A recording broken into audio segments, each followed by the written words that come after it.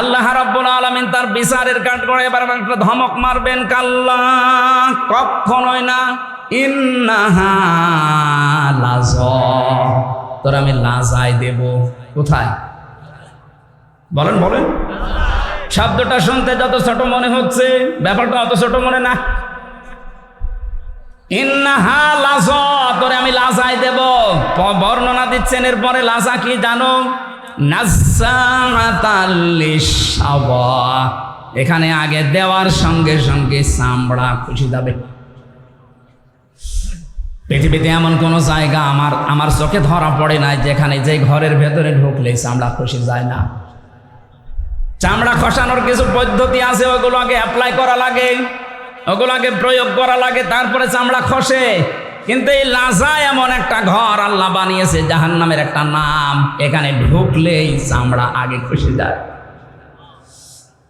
আল্লাহ বলেন যে লাজা, এই চামড়া খসায় এই ঘর কাকে ডাকবে জানো? তাদউ মান আদবারা ওয়া তাওয়াল্লা। এই যে লাজা নামক এই জাহান্নাম যেখানে চামড়া খসানো হবে, এটা ডাকবে তাদেরকে দুনিয়ায় যাদের সত্যের দিকে ডাকার পরে মুখ ফিরবে। আর এটা আমার মনে হয় বাংলাদেশে বেশি, কারণ এত কোরআনের কথা পৃথিবীর কোনো দেশে হয় না। এত সতর্ক করার পরও দেখবেন না, ওর মতের মিল যখন হয় না, ওর নিজের সাথে মেলে না, আস্তে করে উল্টা পাল্টা ফতোয়া দিয়ে চলে যায়। এক কথা বলছেন না কেন? আমি কি আমার বাবার বানানো কথা বলছি? আপনি কোন কারণে মানেন না? আপনি নিজের সাথে মিলিয়ে যাচ্ছে, তখন আপনার রাগ হয়। মানে তাদউ, আল্লাহ বলেন ও ডাকবে তোকে, মান আদবারা ওয়া তাওয়াল্লা, যে ব্যক্তি মুখ ফিরিয়ে নিয়ে উল্টা অ্যাবাউট টান করে চলে গেছে। আজকে যে আয়াত থেকে কথা বলছি, এই বিবেকটা যাদের কাজে লাগবে না, অনেকের লাগছে না, তাদের কিন্তু কলিজায় লাগবে, আমি জানি। কথা বলে না কেন? আপনি যদি সতর্ক না হন, যেখানে আছেন ওখান থেকে কিন্তু এমন জায়গায় আল্লাহ ফেলবে, উঠতে পারবেন না। এক ছেলে এসে কাঁদছিল বাবার কাছে। বাবা বলছে, এই কাঁদিস কেন, কি হয়েছে? বলছে, আব্বার রেজাল্ট দিয়েছে। রেজাল্ট দিয়েছে কি, কাদার কি আছে? তুই পাস করলি না ফেল করলি, এটা বললেই তো হয়। ডাক দিয়ে বলছে, আব্বা ফেল করলে তো কথা ছিলাম 5-এ, নামিয়ে দিয়েছে 3। এখন আমার ওই জায়গায় উঠতে আরো 2 বছর লাগবে। আপনি আজ কোরআনের কথাগুলো শোনার পরে বুঝতেছেন যে হ্যাঁ, আমার ভেতরে এই দোষ আছে, আমি সত্যকে সত্য জানার পরও অ্যাবাউট টান করে চলে যায়। আপনার জায়গা ওই লাজা, আপনি প্রবেশ করতে দেরি, চামড়া কষতে দেরি হবে না। আর একটা কথা আল্লাহ এরপরের আয়াতে জানিয়েছেন, ওয়া জামাআ ফাআওয়া, যারা সম্পদ আদি জমা করে আর বারবার হিসাব নিকাশ করে এবং এটা কি করে সংরক্ষণ করা যায় সেই চিন্তা ভাবনায় থাকে। এই 15.5 বছরে কত কোটি কোটি টাকার মালিক এক একজন হয়েছে। এটা যদি বৈধ পথে উপায় করা লাগতো, কিয়ামতের আগে সম্ভব ছিল না। এক দরবেশী 36,000 কোটি টাকার মালিক। এক কথা বলছে না কেন? এস আলম গ্রুপ ইসলামী ব্যাংক থেকে 75,000 কোটি টাকা মেরে খেয়েছে। এক একজনের বাবার নামে, মায়ের নামে, মেয়ের নামে, ছেলের নামে, বোনের নামে কত কোটি কোটি টাকা পাচার হয়েছে। আপনি একটু বাইরের দেশে গিয়ে খবর নিয়ে আসেন। বেগম পাড়া হাওয়ায় হয়নি, টাকা দিয়ে বানানো ডিবিসি। আমি একটা হাদিস বলছি, পাঁচটা পয়েন্টের একটা বলছে, একটু মেলান তো। আপনি শুনতেছেন না? শেষ করে দেব।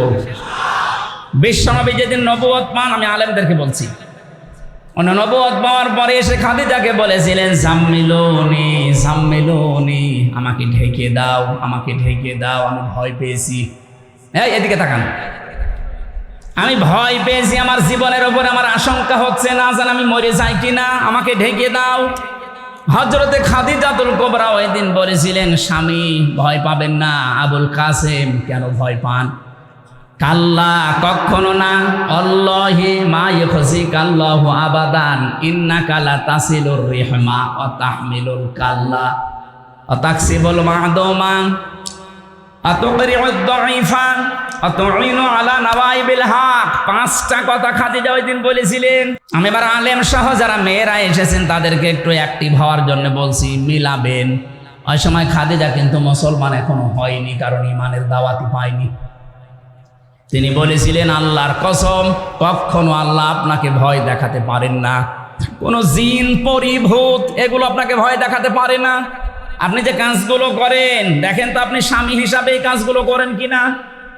ইন্নাকা লা তাসিলুর রিহমা, আপনি রেহেমের সম্পর্ক ঠিক রাখেন। রেহেম মানে আত্মীয়তা। রেহেম মানে কি বলেন বলেন? নিজের স্ত্রী স্বামীর চরিত্রের গ্যারান্টি দিচ্ছে যে আপনার ভয় নেই, আল্লাহ আপনাকে ভয় দেখাবেই না, কারণ আপনি রক্তের সম্পর্ক ঠিক রাখেন। এখানে আমি সহ বহু স্বামী বসে আছি, দেখতে মনে হয় বুজুর্গ, অথচ নিজের আপন বোনের সাথে সম্পর্ক নেই। কথা বলছেন না কেন? নিজের ভাইয়ের সাথে সম্পর্ক নেই, এগুলো রক্তের সম্পর্ক না। কি করবেন আপনি? নামাজ পড়ে, রোজা রেখে, হজ করে। রক্তের সম্পর্কটা গুরুত্বপূর্ণ। যখন আল্লাহ সব সৃষ্টি শেষ করে দিলেন তখন এই রেহেম আল্লাহর কুদরতি পা জড়িয়ে ধরেছিল। ডাক দিয়ে বলে, মাবুদ আমার সম্পর্কতে কিছু বলবে না। আল্লাহ পাক বলেন, তোমার সম্পর্কে আমার রায় হচ্ছে তোমার সাথে যারা সম্পর্ক রাখবে আত্মীয়তার সম্পর্ক রক্তের, আমি তাদের সাথে আছি। যারা তোমাদের সম্পর্ক ছিন্ন করবে আমি আল্লাহ তাদের সাথে নেই। আপনি রক্তের সম্পর্ক যদি ছিন্ন করে দেন আল্লাহ আপনার সাথে নেই। বলেন আপনার নামাজ দিয়ে আপনি কি জান্নাতে যেতে পারবেন? রোজা দিয়ে, যাকাত দিয়ে? বলেন না কেন? তাহলে আজকে থেকে এই সিদ্ধান্ত পাল্টান। ধর্ম আত্মীয় মাতিয়েছে সে রাজীবপুরে, প্রতি মাসে 3 বার করে যাচ্ছে জাকির সাহেব, অথচ নিজের বাবা, নিজের মা, নিজের আপন বোন পাশের বাড়িতে বিয়ে হয়েছে 1 বছরে একবারও চায় না। আর আমি যতটুকু বাস্তবে দেখতে পাচ্ছি আজ হাজারো স্বামীদের রক্তের সম্পর্কগুলো নষ্ট হওয়ার পেছনে কারণ তার বউ। নাকি বেশি বলে ফেললাম? বেশি হয়নি, এ কেবল শুরু হচ্ছে। এ বর শুধু একাদশ না, এই বউকে কান পড়া দেয় ওই বর মা আর ওর বড় বোন। এরকম বউ আছে কার ঘরে? হাত তোলেন তো। যাকে এলাকায় ওয়াজ ঠিক আছে, সম্মানে দামা মরে না, আমি হাসির খোরাকি দেইনি। এটা আজ 100,098টা পরিবার এই সমস্যা। এই কথা বলেন না কেন?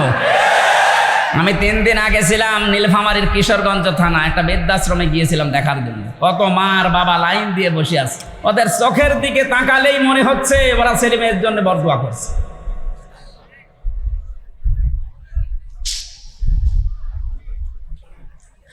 এই ছেলেটার জন্য 25 থেকে 30 বছর ওর মা বাবা শ্রম দিল। আরো বিয়ে করার পরে বউটা এমন 2 দিন পরে পরে বলে আলাদা হয়ে যাও, এ বুড়ি বুড়ার সাথে আমি আর থাকবো না। এই কথাটা শুধু ওই মেয়ের কথা না, ওই মেয়েকে দিয়ে বলাতে বাধ্য করে ওই মেয়ের মা আর ওই বাড়ি থেকে ওর বড় বোনটা।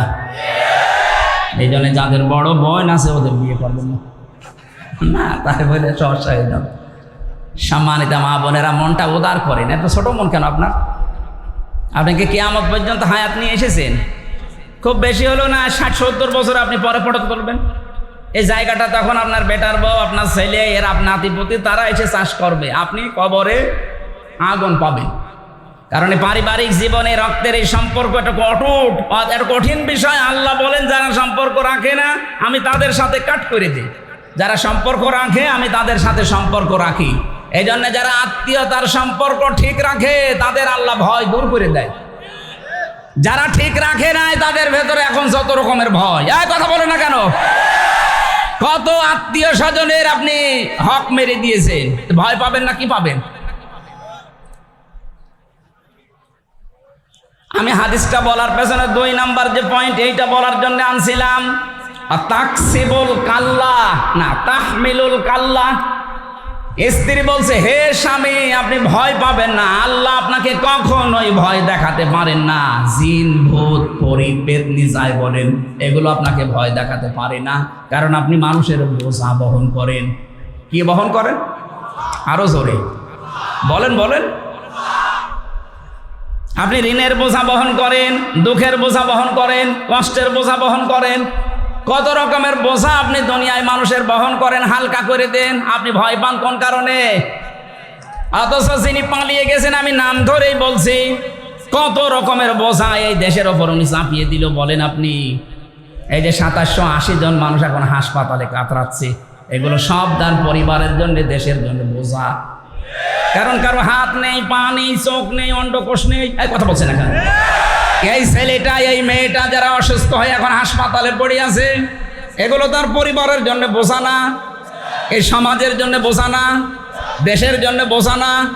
এগুলো দিয়ে গেল যিনি, উনি যদি আগে থেকে এভাবে পালিয়ে চলে যেত তাহলে এগুলো হাসপাতালে দিত না। নবীজি বোঝা হালকা করেন আর এরা বোঝা দিয়ে যায়।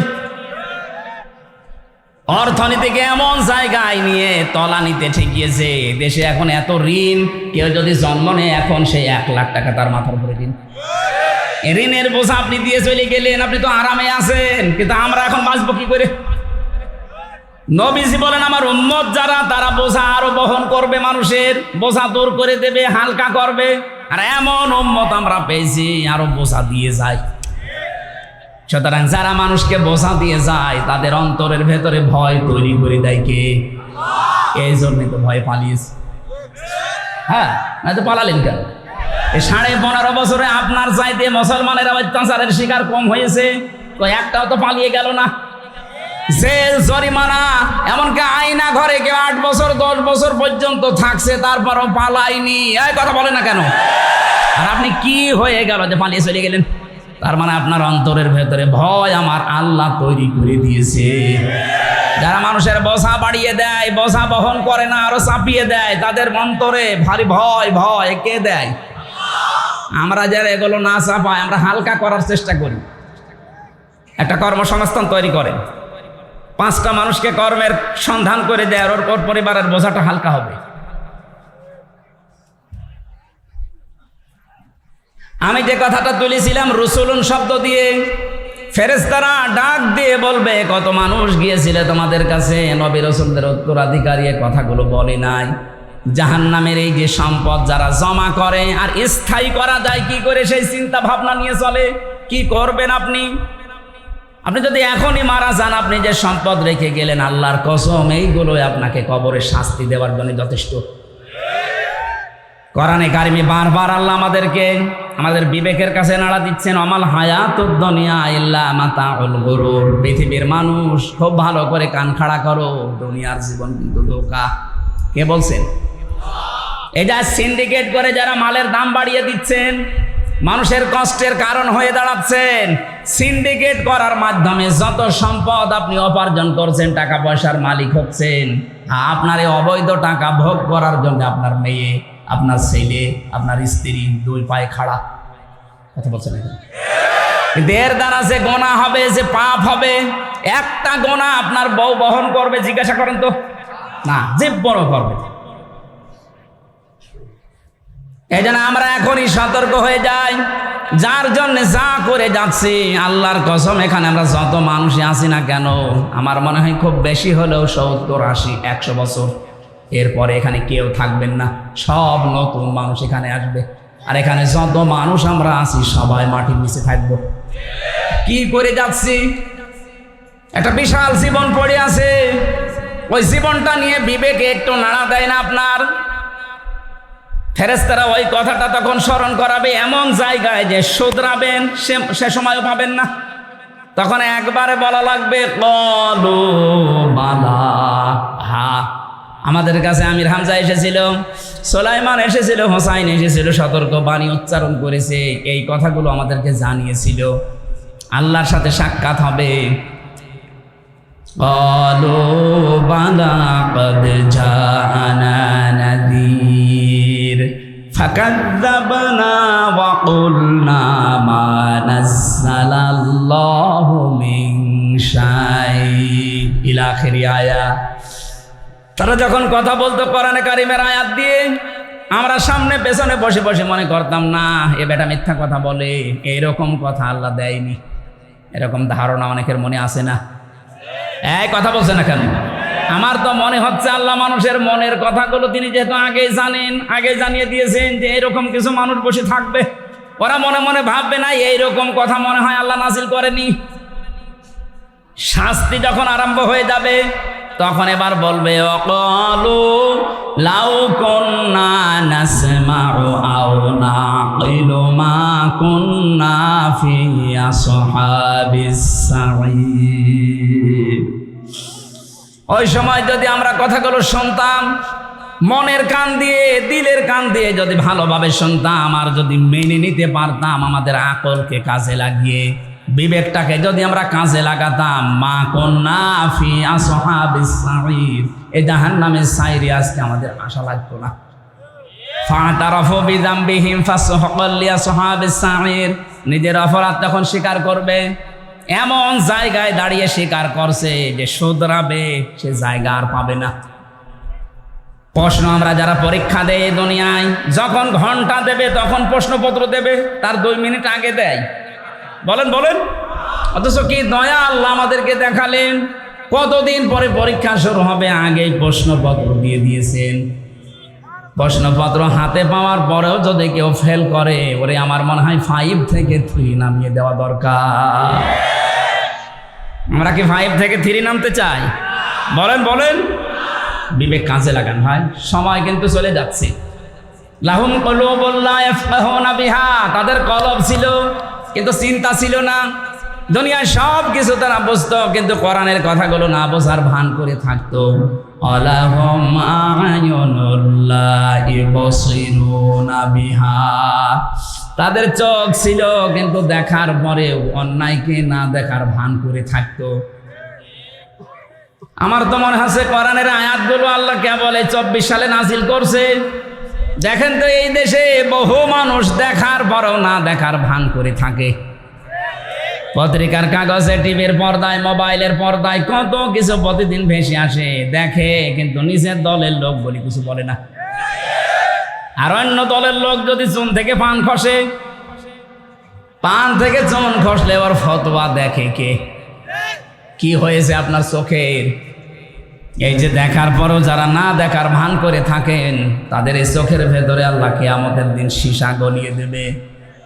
আমার ভাইরা, বিশ্বনবীর কাছে একজন যুবতী মেয়ে এসে বলে, হে রাসূল, আমি জিনা করেছি। নবীজি মুখ ঘুরিয়ে নিলেন, বললেন যে কথা কাউকে বলবা না, যাও বাড়ি চলে যাও। মেয়েটি আবার সামনে এসে বলে, হে রাসূল, আমি জিনা করেছি। নবীজি বললেন, এই কথা কাউকে বলবা না, বাড়ি চলে যাও। আবার সামনে যেয়ে বলে, হে রাসূল, আমি জিনা করেছি, আপনি আমাকে মুক্ত করেন। আমি এ পাপ থেকে পরিত্রাণ পেতে চাই, পবিত্র হতে চাই। কি মনে হয় জামালপুরবাসী 1500 বছর আগের এই ঘটনা, নবীজি কি তাকে বলতে পারতেন না যে যা হয়েছে হয়েছে, আস্তাগফিরুল্লাহ পড়ি না? এই কথা বলছেন না কেন? বলতে পারতেন না? বলেছিলেন না। 3 বারের পরে তাকে বললেন, তুমি কি জেনা করার পরে গর্ভবতী হয়েছো? বলে হ্যাঁ। তাহলে বিচার এখন হবে না, আগে সন্তানটা দুনিয়ায় ডেলিভারি হোক, কারণ তোমার দোষ আছে, ওই ছেলেটার দোষ নেই, ওটা তো মাসুম বাচ্চা। ওটা আসুক আগে। ওটা খালাস হওয়ার পরেই মেয়েটা দৌড়িয়ে এসেছে, রাসূল আমাকে মুক্ত করেন, আমি পরিত্রাণ চাই, মুক্তি চাই। বিশ্বনবী বললেন, না, এখনই না। এই বাচ্চাটা কমপক্ষে 2 বছর তোমার স্তনের দুধ পান করার হক রাখে। যদিও কোনো মা যদি দুনিয়ায় সন্তানকে দুধ পান না করায়, মায়ের গুনাহ হবে না, কারণ এ দায়িত্ব বাবার। কি নতুন হয়ে গেল নাকি? আমি এবার আলেমদেরকে বলছি, ওয়াল ওয়ালিদাতু ইউরদিউনা আওলাদাহুন্না হাওলাইনি কামিলাইনি লিমান আরাদা ইউতিম্মার রাদা। শব্দের দিকে খেয়াল করেন, আইয়ুতিম্মা, লিমান আরাদা আইয়ুতিম্মার রাদা, মুযাক্কার শব্দ। আল্লাহ মুয়ান্নাস দেননি। 2 বছর দুধ খাওয়ানো লাগবে সন্তানদেরকে, এ আদেশ আল্লাহ দিয়েছেন, কিন্তু আদেশ দেওয়ার সময় মুযাক্কার পুরুষের শব্দ দিলেন। এ দায়িত্ব বাবার।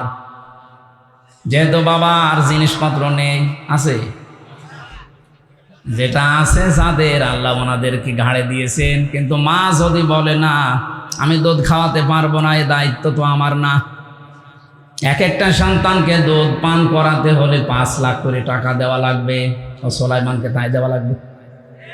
যদিও মাইকে বলা এটা মনে হয় ঠিক হলো না, কারণ আমি নিজেও ধরা খেয়েছিলাম। আমার এই যে 1 মাস 5 দিন আগে একটা হয়েছে। এখন যদি ম্যাডাম এটা লাইভ দেখে বলবে ঠিক আছে হুজুর বাড়ি আসুক, হয় 5 লাখ দেবেন না আপনার মেয়ে আপনি নিয়ে যান, আমি তখন বিপদে পড়বো না। না, সম্মানিত মারা বোনেরা ভাবিরা যারা এসেছেন, দায়িত্ব আপনার না, আপনি না পান করালে গোনা হবে না, এটা দায়িত্ব বাবা। ওনার কাছ থেকে খরচপাতি যদি নিতে মনে চায় নেন, তারপরও আপনি দায়িত্ব পালন করেন। 1 ফোঁটা দুধের কারণ একটা নফল হজের সওয়াব হবে। প্রথমে যখন মেয়ে লোকটা সন্তানের কণ্ঠদেশে 1 ফোঁটা দুধ দেয়, নবীজি বলেন একটা মরা মানুষ জিন্দা করে দিলে যে সওয়াব হয় ওই সওয়াব হয়। আমার উদ্দেশ্য এটা না, মেয়েটিকে বলেছিলেন যে 2 বছর দুধ খাওয়া, এটা তার অধিকার আছে তোমার স্তনের উপরে। যদিও অনেক মেয়েরা এখন নিজের স্তন, নিজের বডি ফিগার, শরীর নষ্ট হয়ে যাবে, এই জন্য দুধ দিতে চাচ্ছে না। স্বামীকে বলছে ডানো আনো, কি নিয়ে আসতে বলে? ডানো। এই যে কয়েকদিন আগে যেটা গেল এটার নাম ডানা, আর ওরা নিয়ে আসতে বলে কি? ডানো। সম্মানিত মা বোনের, আমি সতর্ক করার জন্য বলছি, আজ বিশ্বের বহু দেশে নিজের যা ফিগার নষ্ট হয়ে যাবে, এই জন্য সন্তানকে যারা দুধ দিতে চায় না তাদের স্তন ক্যান্সার হওয়ার সম্ভাবনা বেশি। শেষে ফিগার ঠিক করতে যে কেটে বাদ দেওয়া লাগবে। আমি নিচে আর নামলাম না। আপনারা সম্মানিত মা বোনেরা, মেয়েটি যখন 2 বছর পরে এসেছে, একটা শক্ত খাবার সন্তানের হাতে দিয়ে নবীজি ডাক দিয়ে বললেন, সাহাবীরা এই বাচ্চাটার দায়িত্ব একজন নাও। কি আশ্চর্য তো, একটা গুরুত্বপূর্ণ সময় এসে বাতাল ভেঙে দেয়। ছেলে,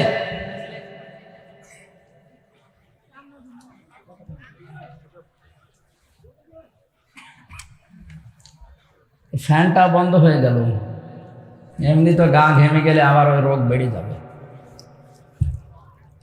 হোসাইন কে কোথায় গেছে? ও কি করে কি হয়? এই সাইডে দিন ভাই।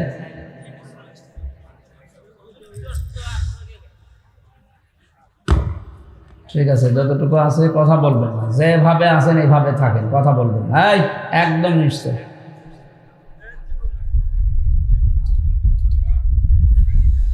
জামালপুরবাসী নবীজি এক সাহাবীকে বললেন, এর দায়িত্ব নাও। মেয়েটাকে মাটির ভেতরে গেড়ে দিয়ে চারিদিক থেকে বৃষ্টির মতো পাথর মারা আরম্ভ করলেন। কারণ এই দুনিয়াতে জেনার শাস্তি যেটা, বিয়ের আগে যদি কেউ জেনা করে তাহলে তারে 80 বেত্রাঘাত করা লাগবে, আর বিয়ের পরে যদি কেউ জেনা করে তার এভাবে পাথর মারা লাগবে। এখানে আবার 3টা বিষয় বেশি কোরআনে কারিমে সূরা ফুরকানের 68 নম্বর আয়াতে আছে। আল্লাহ রাব্বুল আলামিন বলেন, পৃথিবীতে যে অপরাধ করবে তার শাস্তি হবে একটা, কিন্তু কোনো মানুষ যদি 3টা অপরাধের যে কোনো একটা করে তার শাস্তি হবে ডবল। ইউদাআফু লাহুল আযাবু ইয়াউমাল কিয়ামাহ, এই ডবল শাস্তি তাদেরকে দেওয়া হবে। মেয়েটা কিন্তু বুঝেছিল, কারণ তার আরবি ভাষা, নিজের ভাষা কোরআনে কারিম তার আয়ত্তে ছিল। এই জন্য জানাচ্ছে, হে রাসূল, দুনিয়ায় যদি জেনার শাস্তির বিচার না হয়, কিয়ামতে আল্লাহ কিন্তু ডবল করে বিচার করবে। আমি যে কথা তুলেছিলাম যে 3টা অপরাধের শাস্তি দুনিয়াতে, আখেরাতে আল্লাহ ডবল করে দেবে কিয়ামতের ময়দানে।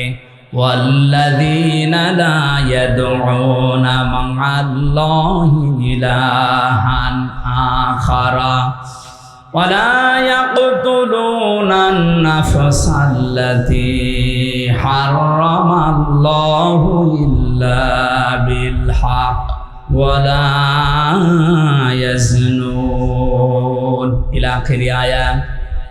রব্বুল আলামিন বলেন, যারা দুনিয়াতে আল্লাহকে ডাকে মা'আল্লাহি ইলাহান আখারা, আল্লাহর সাথে অন্য কোনো কাউকে শরীক করে ডাকতে থাকে, তাদের শাস্তি হবে ডবল। আর এটা বাংলাদেশে সবচাইতে বেশি।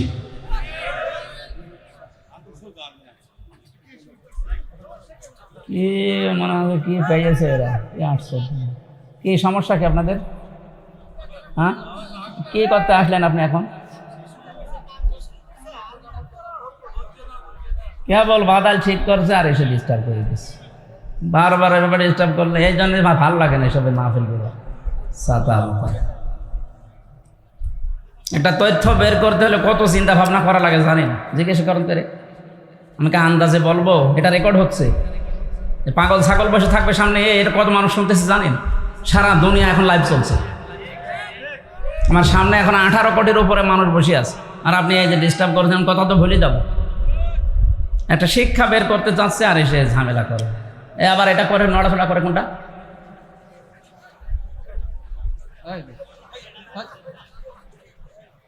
হ্যাঁ, মোনাজাত করে দিলাম না, এভাবে হবে না। এবারে এখানে কেউ যেন না আসে, এই ভাইরে তাড়েন তো ভাই, এই মেম্বার সাহেব হয় বসেন না চলে যান, যান যান যান যান যান।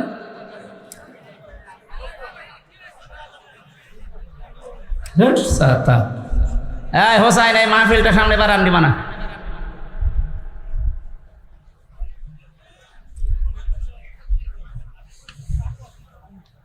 প্রতিষ্ঠানের যে সমস্ত আছে কামিল মাদ্রাসা, ফাজিল মাদ্রাসা অথবা কলেজ, এরকম ভালো জায়গায় দিবেন।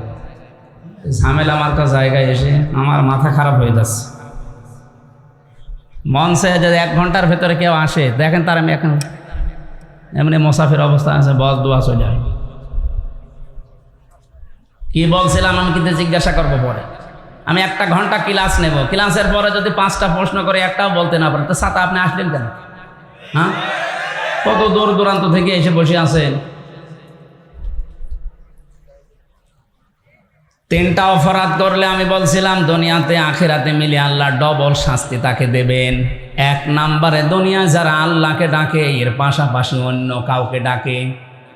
এই ছোট জীবনে আমি বিশ্বের বহু দেশ পরিভ্রমণ করে দেখেছি, এটা সবচাইতে বেশি বাংলাদেশে। আপনি সারা দেশের অবস্থায় এক, আল্লাহকে ডাকতেছেন, পাশাপাশি অন্য এমন কাউকে তার সাথে যোগ করে ডাকে, ইয়া আলী বাবা, শাহ আলী বাবা। আমি যে বলছিলাম যে রেকর্ড হচ্ছে, সারা দেশে যাবে, এই জন্য বলছি। আর যারা আল্লাহর নামে জিকির করার পরে পরে কিছুক্ষণ পরে অন্য কাউকে ডাকেন, আপনার শাস্তি ডবল হবে। যারা এগুলো করছেন ওরা বুঝে করেন আর না বুঝে করেন। এই তাহেরি ভাই যেগুলো করে, আল্লাহকে কিছুক্ষণ ডাকে, এরপরে শুরু করেছে বাবার নামে ডাকাডাকি, ইয়া আলী বাবা, শাহ আলী বাবা, খাজা বাবা, পাগলা বাবা। স্পষ্ট ফতোয়া কোরআনে কারিমের, যারা আল্লাহর সাথে অন্য কাউকে ডাকবে তার শাস্তি হবে কয়টা? ডবল। বলেন বলেন, এগুলো করা যাবে দুনিয়ায়? যারা করছেন না বুঝে এখনই থেমে যাবেন। 2 নম্বরে, ওয়ালা ইয়াকতুলুনান নাফসাল্লাতী হারামাল্লাহু ইল্লা বিল হক। অন্যায়ভাবে যদি কেউ দুনিয়ায় কাউকে হত্যা করে, আগস্টের 5 তারিখের আগে এই দেশে অন্যায়ভাবেই হত্যা হয়েছে 3732 জন সরকারি জেলে। 2780 জন এখন হাসপাতালের বেডে কাতরাচ্ছে। ও জামালপুরবাসী, যারা এই যে অন্যায়ভাবে মানুষকে হত্যা করলেন, যারা এর সাথে জড়িত, আল্লাহর কসম তাদের শাস্তি ডবল হবে। কয়টা? বলেন বলেন, কেউ আপনাকে বাঁচাতে পারবে না, আপনার শাস্তি ডবল হবে। 3 নম্বরে, ওয়ালা ইয়াজনুন, তারা জেনা করবে না। যদি কেউ জেনা করে তার শাস্তিও ডবল। এই মেয়েটা এটা বুঝেছিল। হে নবী, আপনি আমাকে বারবার বলেন যে গোপন করে যাও, কাউকে বলবা না আমি কি করে থাকি, আমি তো জেনা করে ফেলেছি, আমি একটা বিবাহিতা মহিলা, আপনি দয়া করে আমাকে পরিত্রাণ দেন, মুক্তি দেন, আমি যেন কিয়ামতে ধরা খেয়ে না যাই। এই যে যখন পাথর নিক্ষেপ চলছিল, হযরতে খালিদ ইবনে ওয়ালিদ বলেন, আমি একটা পাথর খুব জোরে নিক্ষেপ করলাম, ওর নাকের ওপরে লাগার পরে ফিনকি দিয়ে রক্ত আমার শরীরে এসে লেগেছে। আমি বরদোয়া দিলাম, ভৎসনা জানিয়েছি। নবীজির কানে কথা যাবার পরে বিশ্ব নবী বললেন, খালিদ থামো, এ কথা বলবা না, আমি নবী, তুমি নবী না, আমি যা দেখতে পাই তুমি তো দেখতে পাও না। আমি দেখতে পাচ্ছি জিবরাইল সরাসরি আমার কাছে এসে এই কথা জানিয়েছে। হে নবী, আপনি সাহাবীকে থামান, এই মহিলার তওবা এমন ভাবে আল্লাহ কবুল করেছে, এর যে অনুশোচনা, এর যে অনুতপ্ত হওয়া, এর যা বিচার কার্যকর হয়ে যাওয়া। আল্লাহ এত বেশি পছন্দ করেছে এই মেয়েটার কাজকে, কোন জালেমও যদি এইভাবে তাওবা করতে পারে আল্লাহ তাকেও মাফ করে দেবেন। কি বুঝলেন এখান থেকে বলেন তো? আর 15.5 বছর যারা জুলুম, নির্যাতন, অত্যাচার এমন কোন কাজ করেননি? বলেন, আপনি নিজেই বলেন। আয়না ঘর বানিয়েছিলেন। আজকে গুম যারা করে তাদের একটা সম্মেলন হচ্ছিল যে আয়না ঘরের চাইতে গুম করে যেখানে রাখা হতো এটা আরো মারাত্মক। আমি 10 দিন ছিলাম আয়না ঘরে, আমি দেখেছি ওখানে কি কষ্ট দেওয়া হয় মানুষকে। মুফতি ফখরুল ইসলাম আমার সাথে ছিলেন জেলখানায়। উনি বলছিলেন, ভাই আপনার সাথে কি করেছে আমি জানি না, তবে আমার সাথে এই হয়েছিল। এ পায়ের ভেতর দিয়ে হাত দিয়ে, সামনে যে লোহার ব্যারিকেড দেওয়া থাকে ওর সাথে হাত লাগিয়ে হ্যান্ডকাপ দিয়ে বেঁধে দিয়েছে। এভাবে একটা মানুষ কয় মিনিট থাকতে পারে? 1 দিন, 2 দিন, 5 দিন না, 3 বছর একাধারে এভাবে বেঁধে রেখেছিল ওরে। ওর মাজারে হাড়ে পর্যন্ত ব্যথা হয়ে গেছে।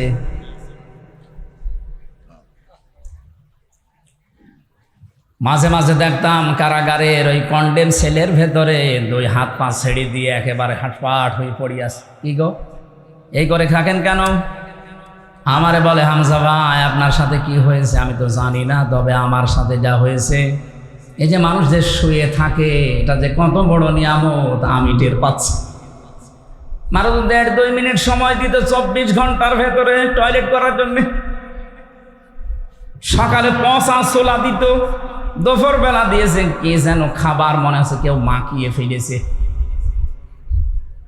আরে ভাই এটা তো 2 দিন, 5 দিন, 7 দিন করলে মানুষ অসুস্থ হয়ে যায়। কেউ 8 বছর, কেউ 10 বছর, কেউ 14 বছর পর্যন্ত ওখানে পড়ে আছে, আমি নিজে দেখেছি। বিভিন্ন দেওয়ালে ছোট ছোট করে না বোঝা এরকম লেখা থাকতো যে ভাই যদি কেউ বাইরে যেতে পারেন পরিবারকে একটু বলে দেবেন এই নাম্বারে যে আমি বেঁচে আছি।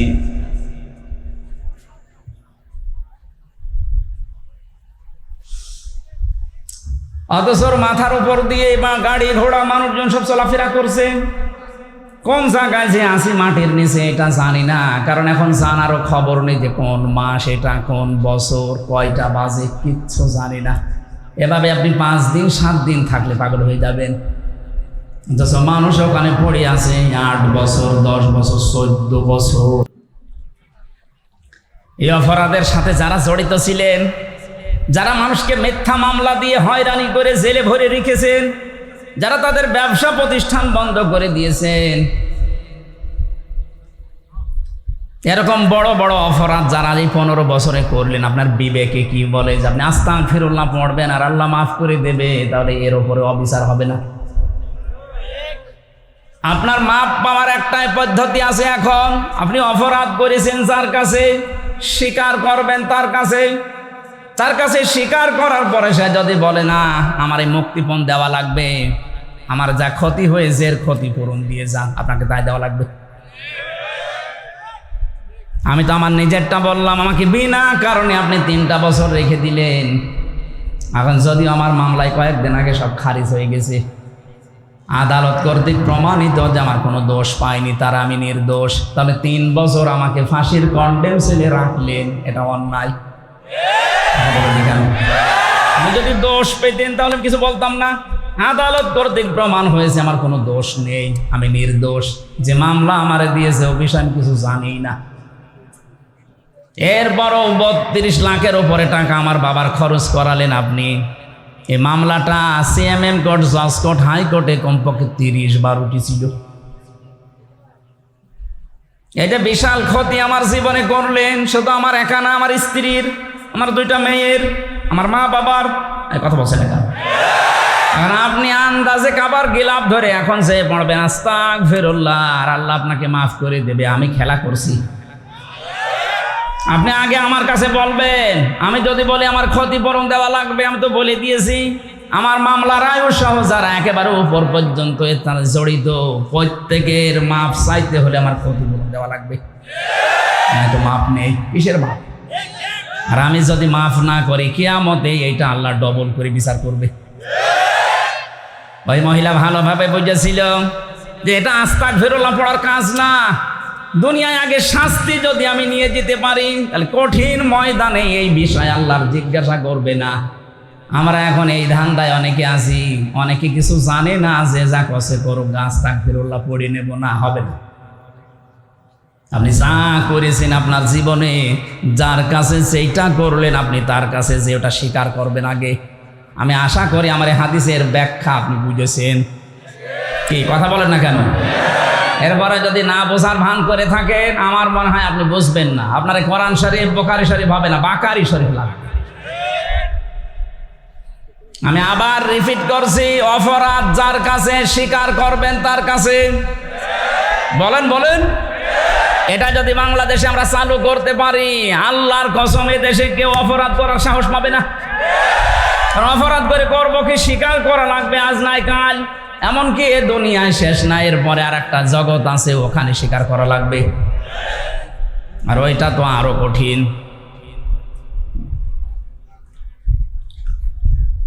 যেন আমি যেটা বোঝানোর জন্য পর্যন্ত এসেছিলাম, যারা যে মিথ্যা কথা ছড়ান যে আমরা নির্বাচিত ছিলাম না, নির্বাচিত হওয়া লাগে নির্বাচনের মাধ্যমে, এই সিস্টেমটাই ছিল না। কোরআনে কারিমে আল্লাহ সূরা হজের ৭৮ নম্বর আয়াতে জানিয়েছেন, হুয়া জিতাবাকুম ওয়া মা জাআলা আলাইকুম ফিদ্দীনি মিন হারাজ। তিনি সে আল্লাহ যিনি তোমাদেরকে নির্বাচিত করেন।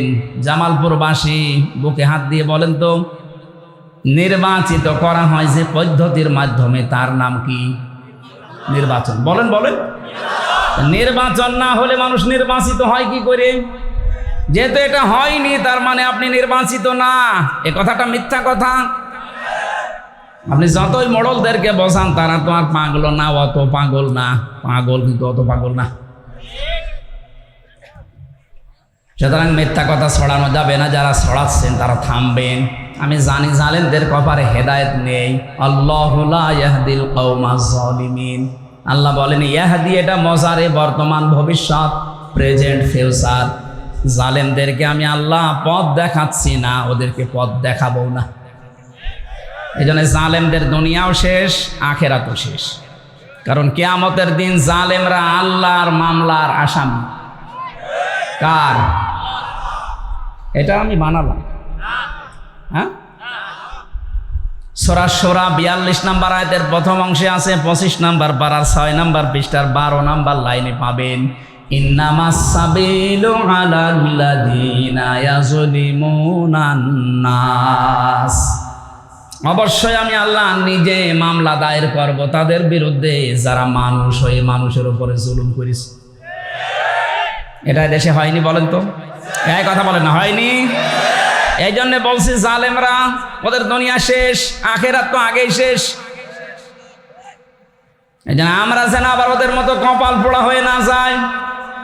আমি এই জন্য বারবার সতর্ক করছি, আমাদের সামনের জীবন বিবেক দিয়ে চালানো লাগবে। আজকের তেলাওয়াত কি দয়াতে আল্লাহ ওই কথাগুলো আমাদেরকে শোনাচ্ছেন। যাদের ৩টি ইন্দ্রিয় শক্তি দিয়েছি কিন্তু তারা কাজে লাগাচ্ছে না, আমি আল্লাহর ঘোষণা, এরা জাহান্নামী। ওয়ালাকাদ যারানা লিজাহান্নামা কাসীরাম মিনাল জিন্নি ওয়াল ইনস। সূরা আরাফের ১৭৯ নম্বর আয়াতের প্রথম অংশে আল্লাহ জানিয়েছেন অবশ্যই। এখানে আল্লাহ ওয়া দিয়ে আরম্ভ করে ২টা তাকিদ দিয়েছেন, লাম একটা, কদ একটা। কথা বলার আগে আল্লাহ গ্যারান্টি দিচ্ছেন, তার মানে এটা গুরুত্বপূর্ণ বিষয়। অবশ্যই অবশ্যই যারানা লি জাহান্নামা, জাহান্নামের জন্য আমি আল্লাহ বানিয়েছি, তৈরি করেছি কাসীরাম মিনাল জিন্নি ওয়াল ইনস। অধিকাংশ মানুষ আর জিন জাহান্নামে যাবে, এই জন্যই তারা তৈরি হয়েছে। আল্লাহ এখানে কলিল না দিয়ে কাসির দিয়েছেন। প্রশ্ন আসতে পারে, অধিকাংশ জিন আর মানুষ যদি জাহান্নামে যাবে তাহলে আমার দোষ কি? আমার দোষ আছে। আমার দোষ এইটা, এখানে আল্লাহ ৩টি ইন্দ্রিয় শক্তির কথা জানাচ্ছেন।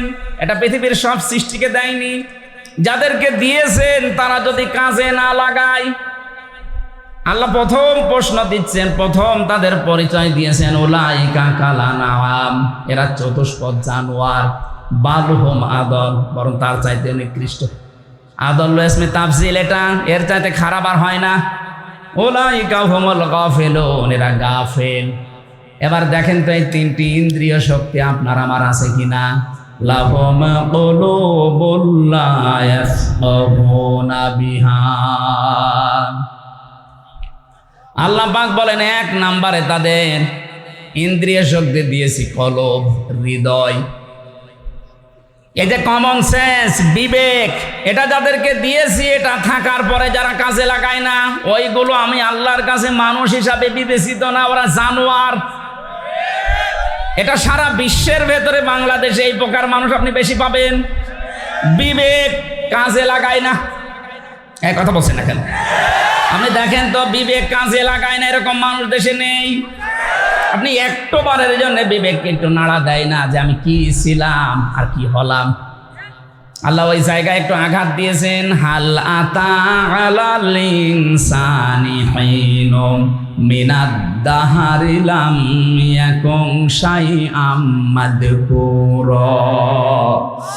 সূরা দাহারের প্রথম নাম্বার আয়াতে আল্লাহ বলেন, মানুষকে একটু চিন্তা করে না যে কি থেকে আল্লাহ ওকে আমি কি বানিয়েছি, অত উল্লেখ করার মতো কিছু ছিল না।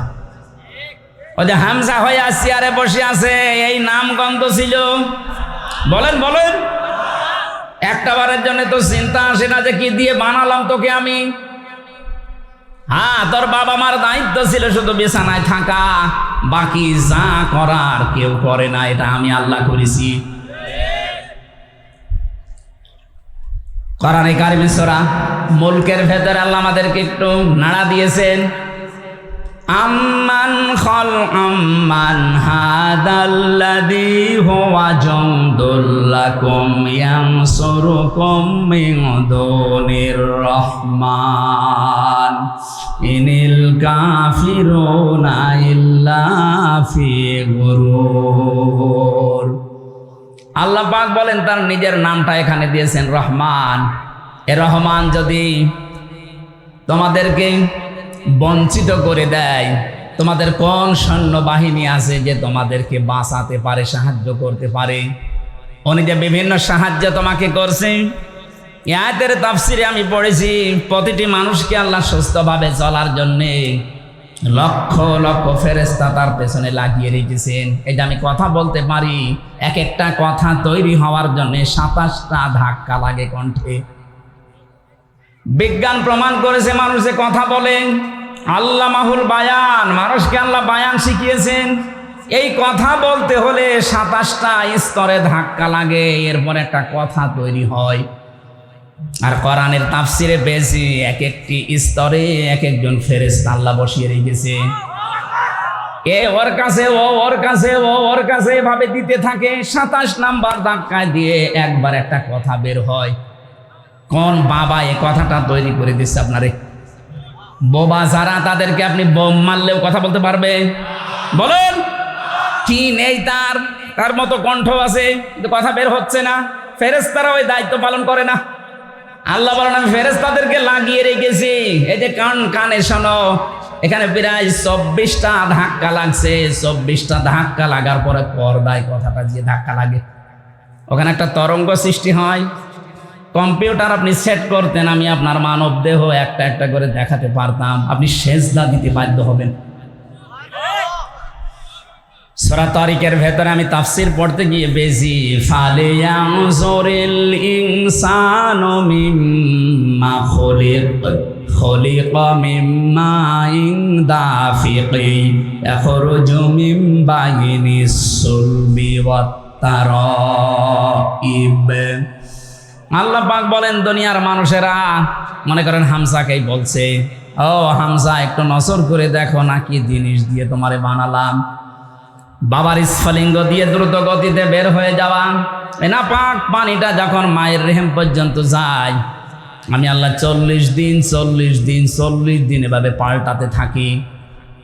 6 মাস পর্যন্ত পাল্টাতে পাল্টাতে একটা আলাদা রূপ আমি নিজে দান করি। এ রূপ দেওয়ার জন্য 13টা জিনিস লাগে। কয়টা? বলেন বলেন। 13টার ভেতরে মার বাবা 8টা, মায়ের কাছ থেকে চুল, রগ, হাড় আর পর্দা পায় সন্তান। বাবার ওই না পাক পানি দিয়ে রক্ত, গোশত, চর্বি আর চামড়া বানায়। 4 4 8টা হলে মানুষ তৈরি হবে না। আল্লাহ পাক বলেন, আমি যে রব নাম নিয়েছি এই কারণে আরো 5টা জিনিস দান করি। ওয়াজআলা লাকুমুস সামআ ওয়াল আবসারা ওয়াল আফইদা ইলা আখিরি আয়াত। সূরা নাহলের 78 নম্বর আয়াতের মাঝের অংশে আছে। 14 নম্বর পারার 14 নম্বর পৃষ্ঠা 14 নম্বর লাইনে আছে। আল্লাহ পাক বলেন, শ্রবণ শক্তি, দর্শন শক্তি, বাক শক্তি, আকেল শক্তি আর জ্ঞান শক্তি, এই 5টা আমি নিজে দান করি। একটাও যদি কম দিতাম, তুমি হামজা আসতে, যদি আমি দর্শন শক্তি না দিতাম তাহলে কানা হয়ে আসতে। এই কথা বলছেন না? অনেক কানা দুনিয়ায় আসে না? আল্লাহ তারে 12টা দিয়েছে, ওই একটা দেয়নি। কোন মানুষকে যদি এই যে বাক শক্তি না দিতাম, মানুষ আসতো কিন্তু কথা বলতে পারতো না, বোবা। আমার তো মাঝে মাঝে এই সৃষ্টিগুলো নিয়ে চিন্তা হয়, আল্লাহ দয়া করে যদি আমাকে একটাও কম দিতে। পূর্ণাঙ্গ হামজা কেউ বলতো না, বলতো কানা হামজা, শুধু আমারে একা বলতো। এই কথা বলছেন না কেন? আপনি এটা যদি না পেতেন, আপনাকেও বলতো যে বোবা, এ কালা। আকেল শক্তি আল্লাহ যদি না দিত, আপনি পাগল হয়ে আসতেন। এই জন্য আকলটা যারা ব্যবহার করে, পাগলের বিচার নেই কারণে, পাগলের ওপরে শরীয়তের বিধান কার্যকর হয় না, এই কারণে তাদের ওদের আকল নেই। আল্লাহ পাক বলেন, ইন্না শাররাদ দাওয়াবি ইনদাল্লাহিস সাম্মুল বুকুমুল্লাযীনা লা ইয়াকিলুন। সূরা আনফাল 22 নম্বর আয়াতে আল্লাহ জানিয়েছেন, পৃথিবীতে যত সৃষ্টি বানিয়েছি আমি আল্লাহর কাছে সবচাইতে নিকৃষ্ট ওইটা যার বিবেক কাজে লাগে না। কি হয়েছে বলেন তো আপনার বিবেকের? কেন বিবেকটা কাজে লাগান না? কোরআনে কারিমে আমি দ্বিতীয়বার পেয়েছি, যারা জাহান্নামের দরজার কাছে যাবে, ধাক্কা দিতে দিতে যখন জাহান্নামের দরজার কাছে নিয়ে যাবে মানুষদেরকে, ওখানে যিনি দাঁড়িয়ে আছেন মালিক, দারোয়ান ফেরেশতা, ফেরেশতা বলবে, হাত্তা ইযা জাউহা ফুতিহাত আবওয়াবুহা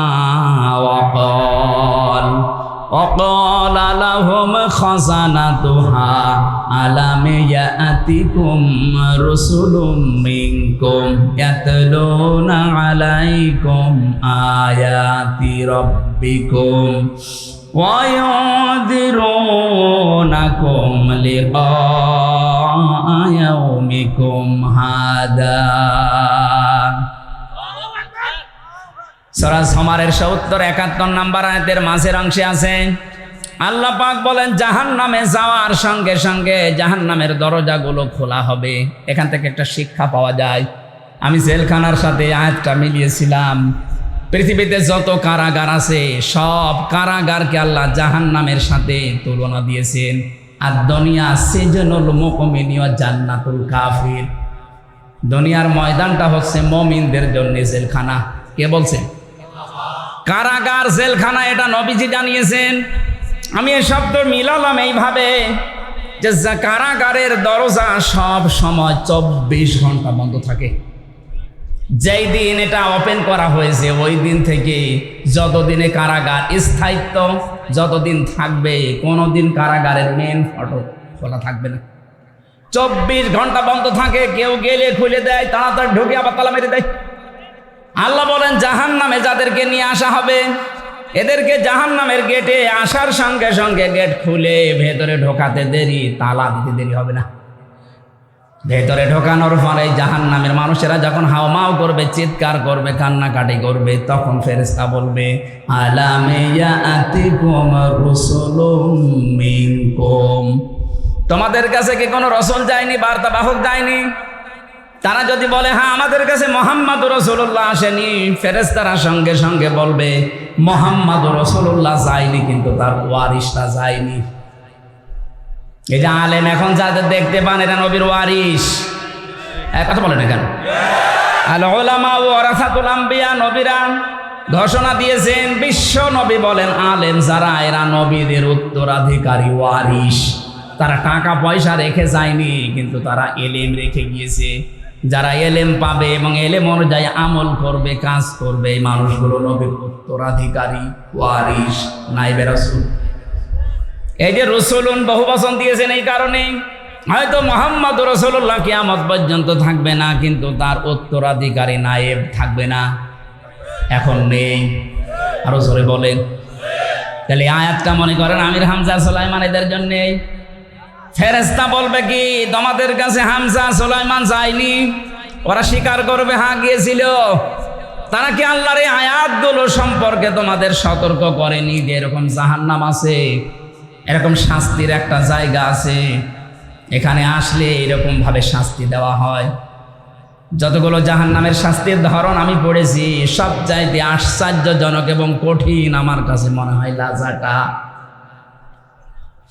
সূরা মাআরিজের ভেতরে আল্লাহ আমাদেরকে একটু ইঙ্গিত দিয়েছেন, ওয়ালা ইয়াসআলু হামিমুন হামিমা ইউবাসসিরুনহুম ইয়াওয়াদ্দুল মুজরিমু লাউ ইয়াফতাদি মিন আযাবি ইয়াউমিইযিম বিবানি। সেদিন কোনো বন্ধুকে উপকার করতে পারবে না। মানুষ এমন কঠিন অবস্থায় পড়ে যাবে, সে নিজের আপন সন্তানকে পর্যন্ত বলবে আল্লাহ এটা মুক্তিপণ হিসাবে দিয়ে দিলাম, তুমি আমাকে একটু রক্ষা করো।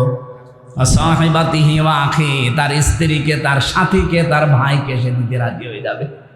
ফাসিলাতি হিল্লাতি তুমি, এমনকি তার জ্ঞাতি গোষ্ঠী যারা তাকে আশ্রয় দিত, প্রশ্রয় দিয়ে রাখতো, অন্যায় করলেও যারা বাঁচিয়ে দিত বিভিন্ন ক্ষমতা পাওয়ার, টাকা পয়সা, আইন দিয়ে, তাদেরকে সে বলবে এইগুলো দিয়ে দিলাম। আল্লাহ বলবেন না, অমাং ফিল আরদি জামিআ, শেষে বলবে আল্লাহ দুনিয়ায় যত সম্পদের মালিক ছিলাম, স্থায়ী অস্থায়ী সব দিয়ে দিলাম। হুম্মাইনজি, এরপরও আমাকে একটু আযাব দাও। এবার ধমক আসবে। আল্লাহ রাব্বুল আলামিন তার বিচারের কাঠগড়ায় এবার একটা ধমক মারবেন, কাল্লা, কখনোই না, ইন্নাহা লাযা, তোর আমি লাজায় দেব। কোথায়? বলেন বলেন। শব্দটা শুনতে যত ছোট মনে হচ্ছে, ব্যাপারটা অত ছোট মনে না। ইন্নাহা লাযা, তোরে আমি লাজায় দেব। বর্ণনা দিচ্ছেন এরপরে লাজা কি জানো? নাজ্জাআতাল লিশাওয়া, এখানে আগে দেওয়ার সঙ্গে সঙ্গে চামড়া খুশি যাবে। পৃথিবীতে এমন কোন জায়গা আমার চোখে ধরা পড়ে না যেখানে যে ঘরের ভেতরে ঢুকলে চামড়া খসে যায় না। চামড়া খসানোর কিছু পদ্ধতি আছে, ওগুলো আগে অ্যাপ্লাই করা লাগে, ওগুলো আগে প্রয়োগ করা লাগে, তারপরে চামড়া খসে। কিন্তু এই লাজা এমন একটা ঘর আল্লাহ বানিয়েছে, জাহান্নামের একটা নাম, এখানে ঢুকলেই চামড়া আগে খসে যায়। আল্লাহ বলেন যাই লাজা, এই চামড়া খসায় এই ঘর কাকে ডাকবে জানো? তাদউ মান আদবার ওয়া তাওয়াল্লা। এই যে লাজা নামক এই জাহান্নাম, যেখানে চামড়া খসানো হবে, এটা ডাকবে তাদেরকে দুনিয়ায় যাদের সত্যের দিকে ডাকার পরে মুখ ফিরবে। আর এটা আমার মনে হয় বাংলাদেশে বেশি, কারণ এত কোরআনের কথা পৃথিবীর কোনো দেশে হয় না। এত সতর্ক করার পরও দেখবেন না, ওর মতের মিল যখন হয় না, ওর নিজের সাথে মেলে না, আস্তে করে উল্টা পাল্টা ফতোয়া দিয়ে চলে যায়। এক কথা বলছেন না কেন? আমি কি আমার বাবার বানানো কথা বলছি? আপনি কোন কারণে মানেন না? আপনি নিজের সাথে মিলিয়ে যাচ্ছে, তখন আপনার রাগ হয়। মানে তাদউ, আল্লাহ বলেন ও ডাকবে তোকে, মান আদবারা ওয়া তাওয়াল্লা, যে ব্যক্তি মুখ ফিরিয়ে নিয়ে উল্টা অ্যাবাউট টান করে চলে গেছে। আজকে যে আয়াত থেকে কথা বলছি, এই বিবেকটা যাদের কাজে লাগবে না, অনেকের লাগছে না, তাদের কিন্তু কলিজায় লাগবে, আমি জানি। কথা বলে না কেন? আপনি যদি সতর্ক না হন, যেখানে আছেন ওখান থেকে কিন্তু এমন জায়গায় আল্লাহ ফেলবে, উঠতে পারবেন না। এক ছেলে এসে কাঁদছিল বাবার কাছে। বাবা বলছে এই কাঁদিস কেন, কি হয়েছে?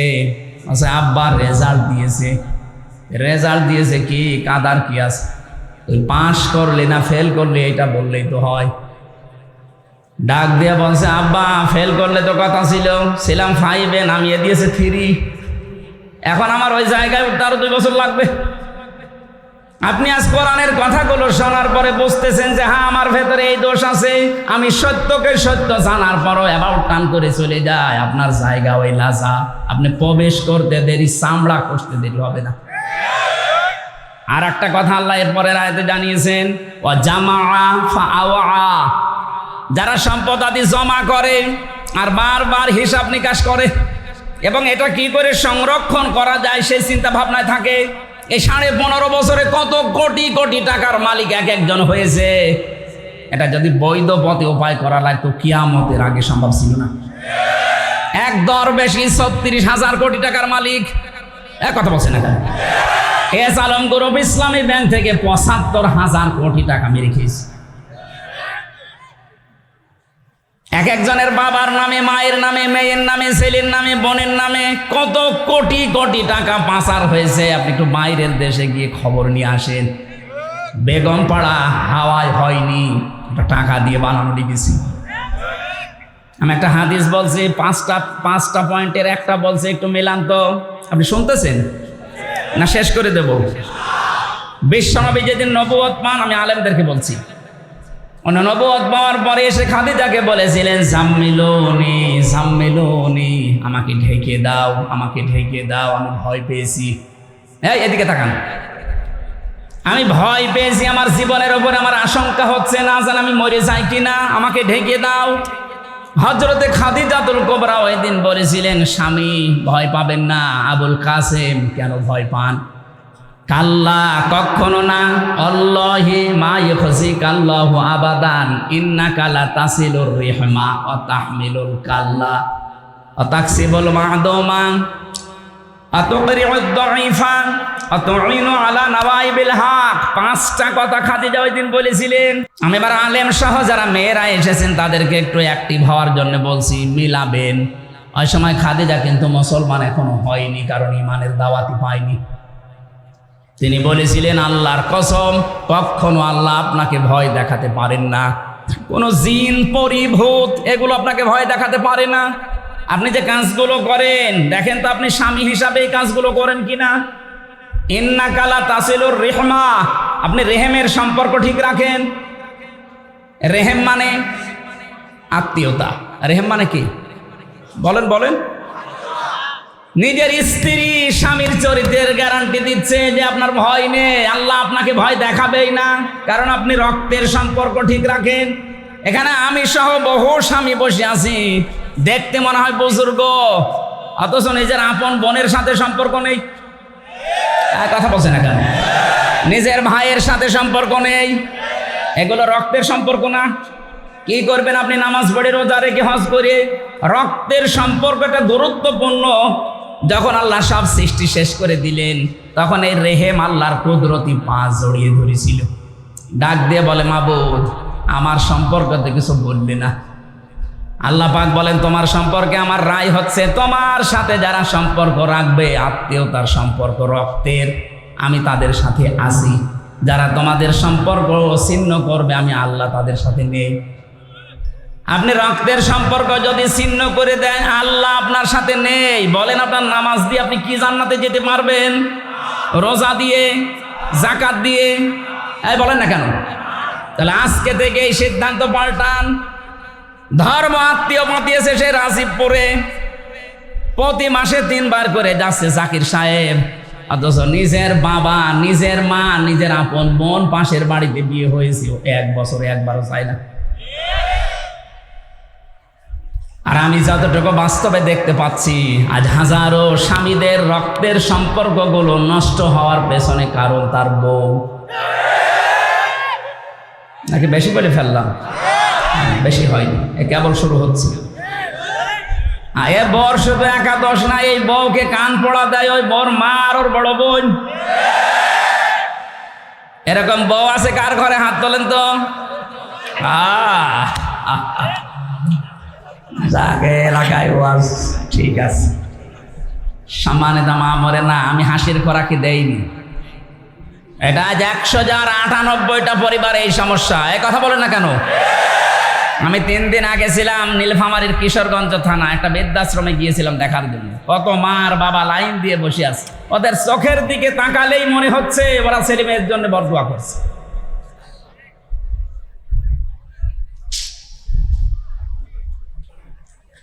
এই ছেলেটার জন্য 25 থেকে 30 বছরের মা বাবা শ্রম দিল, আরো বিয়ে করার পরে বউটা এমন 2 দিন পরে পরে বলে আলাদা হয়ে যাও, এ বুড়ি বুড়ার সাথে আমি আর থাকবো না। এই কথাটা শুধু ওই মেয়ের কথা না, ওই মেয়েকে দিয়ে বলাতে বাধ্য করে ওই মেয়ের মা আর ওই বাড়ি থেকে ওর বড় বোনটা। এই জন্য যাদের বড় বোন আছে ওদের বিয়ে করবেন না, তাই বলে সমস্যা হয়ে যাবে। সম্মানিত মা বোনেরা, মনটা উদার করেন, এত ছোট মন কেন আপনার? আপনাকে কিয়ামত পর্যন্ত হায়াত নিয়ে এসেছেন, খুব বেশি হলো না 60-70 বছর আপনি পরে পড়তে বলবেন। এই জায়গাটা তখন আপনার বেটার বউ, আপনার ছেলে, এর আপনার নাতিপুতি তারা এসে চাষ করবে, আপনি কবরে আগুন পাবেন। কারণ পারিবারিক জীবনে রক্তের এই সম্পর্ক একটা অটুট, একটা কঠিন বিষয়। আল্লাহ বলেন যারা সম্পর্ক রাখে না আমি তাদের সাথে কাট করে দিই, যারা সম্পর্ক রাখে আমি তাদের সাথে সম্পর্ক রাখি। এই জন্য যারা আত্মীয়তার সম্পর্ক ঠিক রাখে তাদের আল্লাহ ভয় দূর করে দেয়। যারা ঠিক রাখে নাই তাদের ভেতরে এখন যত রকমের ভয়। কথা বলে না কেন? কত আত্মীয় স্বজনের আপনি হক মেরে দিয়েছেন, ভয় পাবেন না কি পাবেন? আমি হাদিসটা বলার পেছনে 2 নাম্বার যে পয়েন্ট, এইটা বলার জন্য আনছিলাম। তাকসিবুল কাল্লা না তাহমিলুল কাল্লা। স্ত্রী বলছে, হে স্বামী আপনি ভয় পাবেন না, আল্লাহ আপনাকে কখনোই ভয় দেখাতে পারেন না। জিন ভূত পরী পেতনি যাই বলেন এগুলো আপনাকে ভয় দেখাতে পারে না, কারণ আপনি মানুষের বোঝা বহন করেন। কি বহন করেন? আরো জোরে বলেন বলেন। আপনি ঋণের বোঝা বহন করেন, দুঃখের বোঝা বহন করেন, কষ্টের বোঝা বহন করেন, কত রকমের বোঝা আপনি দুনিয়ায় মানুষের বহন করেন, হালকা করে দেন। আপনি ভয় পান কোন কারণে? অথচ যিনি পালিয়ে গেছেন, আমি নাম ধরেই বলছি, কত রকমের বোঝা এই দেশের ওপর উনি চাপিয়ে দিল বলেন আপনি। এই যে 2780 জন মানুষ এখন হাসপাতালে কাতরাচ্ছে, এগুলো সব তার পরিবারের জন্য, দেশের জন্য বোঝা। কারণ কারো হাত নেই, পা নেই, চোখ নেই, অন্ডকোষ নেই। এই কথা বলছে না কেন? এই ছেলেটা এই মেয়েটা যারা অসুস্থ হয়ে এখন হাসপাতালে পড়ে আছে, এগুলো তার পরিবারের জন্য বোঝা না, এই সমাজের জন্য বোঝা না, দেশের জন্য বোঝা না। এগুলো দিয়ে গেল যিনি, উনি যদি আগে থেকে এইভাবে পালিয়ে চলে যেত তাহলে এগুলো হাসপাতালে দিত না। নবীজি বোঝা হালকা করেন আর এরা বোঝা দিয়ে যায়। অর্থনীতিকে এমন জায়গায় নিয়ে তলানিতে ঠেকিয়েছে, দেশে এখন এত ঋণ, কেউ যদি জন্ম নেয় এখন সে 1 লাখ টাকা তার মাথার উপরে ঋণ। ঋণের বোঝা আপনি দিয়ে চলে গেলেন, আপনি তো আরামে আছেন, কিন্তু আমরা এখন বাঁচবো কি করে? নবীজি বলেন আমার উম্মত যারা, তারা বোঝা আরো বহন করবে, মানুষের বোঝা দূর করে দেবে, হালকা করবে। আর এমন উম্মত আমরা পেয়েছি আরো বোঝা দিয়ে যায়। সুতরাং যারা মানুষকে বোঝা দিয়ে যায় তাদের অন্তরের ভেতরে ভয় তৈরি করে দেয় কে? এই জন্যই তো ভয় পালিয়েছে। হ্যাঁ, নয়তো পালালেন কেন? এই 15.5 বছরে আপনার চাইতে মুসলমানেরা অত্যাচারের শিকার কম হয়েছে, তো একটাও তো পালিয়ে গেল না।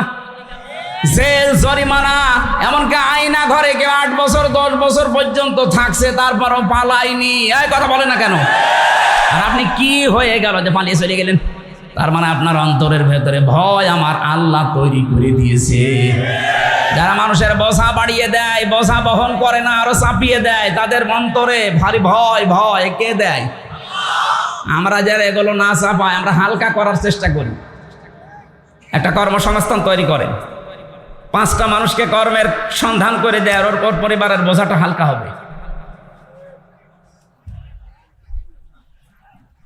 আমি যে কথাটা তুলেছিলাম রসুলুন শব্দ দিয়ে, ফেরেশতারা ডাক দিয়ে বলবে কত মানুষ গিয়েছিলে তোমাদের কাছে, নবী রাসূলদের উত্তরাধিকারী, কথাগুলো বলে নাই। জাহান্নামের এই যে সম্পদ যারা জমা করে, আর স্থায়ী করা যায় কি করে সেই চিন্তা ভাবনা নিয়ে চলে। কি করবেন আপনি? আপনি যদি এখনই মারা যান, আপনি যে সম্পদ রেখে গেলেন, আল্লাহর কসম এইগুলো আপনাকে কবরে শাস্তি দেওয়ার জন্য যথেষ্ট। কোরআনে কারিমে বারবার আল্লাহ আমাদেরকে আমাদের বিবেকের কাছে নাড়া দিচ্ছেন, আমাল হায়াতুদ দুনিয়া ইল্লা মাতাউল গুরুর। পৃথিবীর মানুষ খুব ভালো করে কান খাড়া করো, দুনিয়ার জীবন কিন্তু ধোঁকা। কে বলছেন? এই যা সিন্ডিকেট করে যারা মালের দাম বাড়িয়ে দিচ্ছেন, মানুষের কষ্টের কারণ হয়ে দাঁড়াচ্ছেন। সিন্ডিকেট করার মাধ্যমে যত সম্পদ আপনি উপার্জন করছেন, টাকা পয়সার মালিক হচ্ছেন, আপনার এই অবৈধ টাকা ভোগ করার জন্য আপনার মেয়ে, আপনার ছেলে, আপনার স্ত্রী দুই পায়ে খাড়া। কথা বলছেন এখানে? কিন্তু এর দ্বারা যে গোনা হবে, যে পাপ হবে, একটা গোনা আপনার বউ বহন করবে? জিজ্ঞাসা করেন তো, না, যে বড় করবে। এই জন্য আমরা এখনই সতর্ক হয়ে যাই, যার জন্য যা করে যাচ্ছি। আল্লাহর কসম, এখানে আমরা যত মানুষই আছি না কেন, আমার মনে হয় খুব বেশি হলেও 70, 80, 100 বছর এরপরে এখানে কেউ থাকবেন না, সব নতুন মানুষ এখানে আসবে। আর এখানে যত মানুষ আমরা আছি সবাই মাটির নিচে থাকবো। কি করে যাচ্ছি? একটা বিশাল জীবন পড়ে আছে, ওই জীবনটা নিয়ে বিবেকে একটু নাড়া দেয় না আপনার? ফেরেশতারা ওই কথাটা তখন স্মরণ করাবে এমন জায়গায় যে শুধরাবেন সে সময়ও পাবেন না। তখন একবারে বলা লাগবে, ক্বালু বালা। হ্যাঁ, আমাদের কাছে আমির হামজা এসেছিল, সুলাইমান এসেছিল, হোসাইন এসেছিল, সতর্ক বাণী উচ্চারণ করেছে, এই কথাগুলো আমাদেরকে জানিয়েছিল। আল্লাহর সাথে সাক্ষাৎ হবে।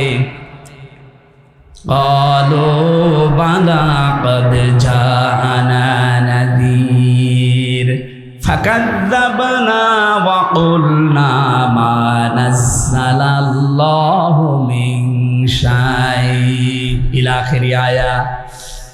তারা যখন কথা বলতো কোরআনে কারিমের আয়াত দিয়ে, আমরা সামনে পেছনে বসে বসে মনে করতাম, না, এ বেটা মিথ্যা কথা বলে, এইরকম কথা আল্লাহ দেয়নি।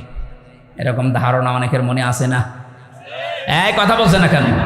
আমার তো মনে হচ্ছে আল্লাহ মানুষের মনের কথাগুলো তিনি যেহেতু আগেই জানেন, আগে জানিয়ে দিয়েছেন যে এইরকম কিছু মানুষ বসে থাকবে, ওরা মনে মনে ভাববে না এইরকম কথা মনে হয় আল্লাহ নাজিল করেনি।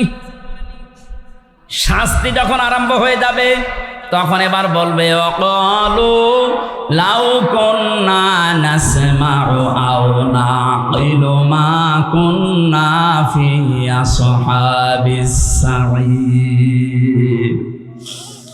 ওই সময় যদি আমরা কথাগুলো শুনতাম, মনের কান দিয়ে, দিলের কান দিয়ে যদি ভালোভাবে শুনতাম, আর যদি মেনে নিতে পারতাম, আমাদের আকলকে কাজে লাগিয়ে, বিবেকটাকে যদি আমরা কাজে লাগাতাম, মা কুন্না ফি আসহাবিস সাঈর, এই জাহান্নামের সাইরে আজকে আমাদের আশা লাগতো না। ফাতারাফু বিযামবিহিম ফাসহাকাল লিআসহাবিস সাঈর, নিজের অপরাধ তখন স্বীকার করবে। এমন জায়গায় দাঁড়িয়ে স্বীকার করছে যে শুধরাবে সে জায়গা আর পাবে না।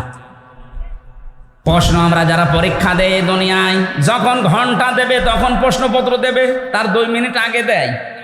বলেন বলেন, অথচ কি দয়া আল্লাহ আমাদেরকে দেখালেন, কতদিন পরে পরীক্ষা শুরু হবে আগেই প্রশ্নপত্র দিয়ে দিয়েছেন। প্রশ্নপত্র হাতে পাওয়ার পরেও যদি কেউ ফেল করে, ওরে আমার মনে হয় 5 থেকে 3 নামিয়ে দেওয়া দরকার। আমরা কি 5 থেকে 3 নামতে চাই? বলেন বলেন, বিবেক কাজে লাগান ভাই, সময় কিন্তু চলে যাচ্ছে। লাহুম কুলুবুল লা ইয়াফকাহুনা বিহা, তাদের কলব ছিল কিন্তু চিন্তা ছিল না। দুনিয়ার সব কিছু তারা বুঝতো, কিন্তু কোরআনের কথাগুলো না বোঝার ভান করে থাকতো।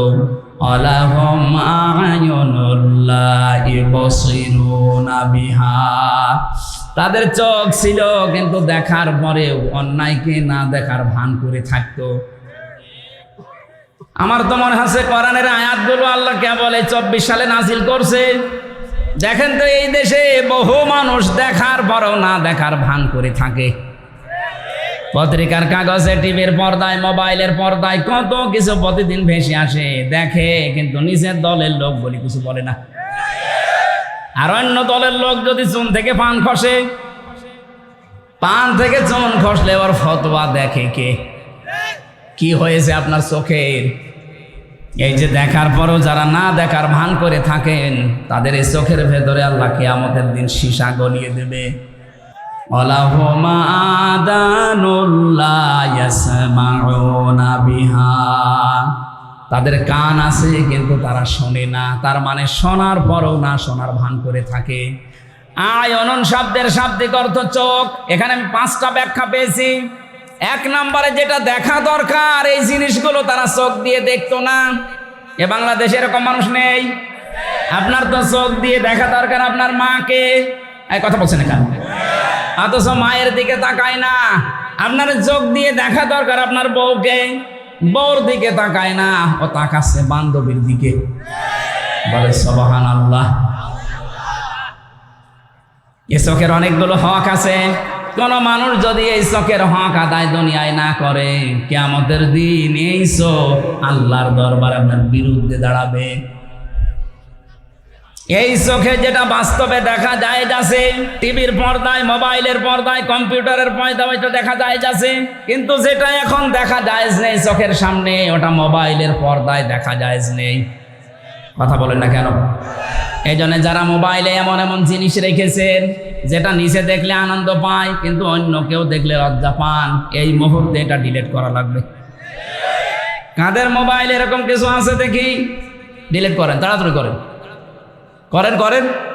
আমার এই মোবাইলে আন্তর্জাতিক বিশ্বে যারা, আন্তর্জাতিক স্কলার যারা, গবেষক যারা, তাদের লেকচার আছে প্রায় 250-র উপর আমি লেকচার সেট করেছি। আমার বিশ্ববিদ্যালয়ের স্যার সহ বিশ্বের বড় বড় ডক্টর যারা। আর এমন মোবাইলওয়ালা আছে মুরব্বী মানুষ, শরীর চলে না, পরিমণির নাচ নিয়ে ঘুরতেছে। এরকম মানুষ দেশে নেই। ওটা ডিলিট করেন, আগে করেন, ডিলিট করেন, ডিলিট করে বাড়ি যাবে। যেটা নিজে দেখলে আনন্দ পান, অন্য কেউ দেখলে আপনার কষ্ট হয়, আপনার লজ্জা লাগে, এটাই হারাম। কথা বলেন না কেন? এই যে চোখের খিয়ানত হয়ে যাচ্ছে।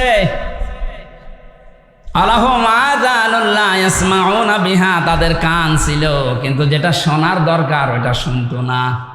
এমন এমন জিনিস শুনেছে যেটা শোনা তার এই কানের জন্য জায়েজ ছিল না। আমরা আশা করছি আপনি কান দিয়ে এমন কিছু শুনবেন যেটা শুনলে কিয়ামতে আপনার পুঁজি তৈরি হবে। ইয়া আইয়ুহাল্লাযীনা আমানু তাকুল্লাহা ওয়াল তানজুর নাফসুম মা কদ্দামাত লিগাদ ওয়াত্তাকুল্লাহা ইন্নাল্লাহা খাবীরুম বিমা তা'মালুন। বলেন আল্লাহু আকবার। ওহে যারা ঈমানের দাবি করো, আমাকে ভয় করো। প্রতিটি ঈমানদারের উচিত, প্রতিটি নফসের মানুষের উচিত এই যে আগামী দিনের জন্য তার প্রস্তুতি কেমন আছে এটা যেন সে নজর করে দেখে। আল্লাহ কিন্তু এখানে নাজারা দিয়েছেন, র দেননি। র মানেও দেখা, কিন্তু র মানে এই চোখ দিয়ে দেখা, আর নাজারা মানে গবেষণা করে দেখা। প্রতিটি মানুষের উচিত হবে চিন্তা ভাবনা করে গবেষণা করে দেখা যে আগামী দিন যে সময় আমার সামনে আসছে, ওই দিন তো আমার সামনে আমার স্ত্রী, ছেলে মেয়ে, আমার বন্ধু বান্ধবী কেউ থাকবে না। সুতরাং ওই জায়গায় আমার চলার মতো কেমন পুঁজি তৈরি হয়েছে একটু দেখি। এই চিন্তা যতদিন আপনার মনের ভেতরে বদ্ধমূল ভাবে না বসবে, আপনার জীবন ততদিন আপনি পরিচ্ছন্ন করতে পারবেন না। তাফসিরে তাবারির ভেতরে একটা ছোট্ট ঘটনা পড়েছিলাম এই আয়াতের। আল্লাহর এক বুজুর্গ বান্দা গেছে বাজারে, সাদাই করার পরে দোকানদারকে টাকা দিয়েছে। দোকানদার টাকাটা উলট পালট করে বলছে, হুজুর এটা চলে না, অচল, আপনি নিয়ে যান, অন্যদিন দিয়ে যাবেন। যেই বলেছে অচল, উনি স্টক করে পড়ে গেছে। জ্ঞান ফেরার পরে মানুষ জিজ্ঞাসা করছে, কি সমস্যা কি? এ দোকানদার আপনাকে মেরেছে, ভয় দেখিয়েছে? বলছে না। আপনি অজ্ঞান হয়ে গেলেন কেন? বুজুর্গ বান্দা বলছে, দেখো এ বাজার করার পর সাদাই কিনে যখন টাকাটা দিলাম, উনি উলট পালট করে বলছে এটা অচল, এর মাঝে যে দাগটা থাকার দরকার ওইটা নেই, এটা দুনিয়ার বাজারে চলে না। চিন্তা করলাম আমারও তো একটা 100 টাকার নোট আছে, আমার হায়াত, আমার 60, 70, 80 বছরের হায়াত। আমি যদি এখনই মারা যাই, আল্লাহ পাক যদি আমার হায়াতটা দেখে বলে, হামজা তোর এই হায়াত চলে না, এর ভেতরে শিরিক পাওয়া যায়, যেটা দেখতে মানা করেছিলাম ওইটা তুই দেখেছিস, এইটার মধ্যে লেখা আছে। যেটা শুনতে নিষেধ ছিল ওইটা শুনেছিস, এইটা এখানে লেখা আছে। এরকম আমল নামা নিয়ে, এরকম একটা হায়াত নিয়ে, এরকম টাকা নিয়ে আমার জান্নাতে যাওয়া যাবে না। যা, তখন আমার কি হবে এই চিন্তা করে আমি সেন্সলেস হয়ে গেছি। এজন্য আমাদের আগামী দিনের জন্য একটু চিন্তা ভাবনা এখনই করা দরকার। আমি যদি এখনই চোখ বন্ধ হই, আমি যদি এখনই পটল তুলি, কি হবে? আমার আগামী দিনের বিশাল জীবন আমার সামনে পড়ে আছে। আমি আল্লাহ আবার বলছি,